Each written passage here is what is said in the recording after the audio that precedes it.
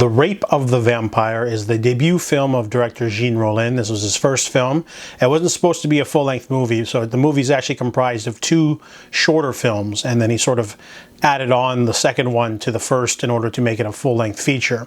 So we're following four sisters who live in a manor, and they are being kept there by an old man who says that they are vampires, and the four of them cannot go out into daylight. They are afraid of a statue, and one of them is blind, one of them is afraid of men because of the apparent, the old man has convinced them that they have all been mistreated 60, 50 years ago by whoever, and that's why they're isolated and the villagers are wary of the place. However, a psychoanalyst and his two friends show up, and they are intending to treat the girls to find out their affliction, why, and get rid of it. So he ends up doing some extreme stuff like getting rid of the statue and trying to force them into the daylight.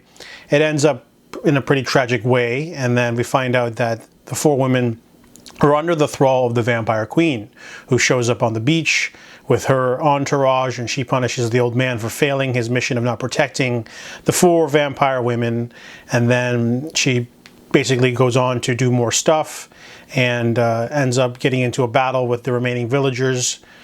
This movie was panned when it came out. People didn't get it. They didn't really like the sort of weirdness. It's a hard film to follow because it's so hack-eyed and like just there's certain things you just don't get. I mean, they do touch on certain little themes that he does throughout all of his films, like the weird erotic tone and the ethereal, vibe and nature, ethereal nature of the film. But this movie was just not very interesting, to be honest. I didn't like it.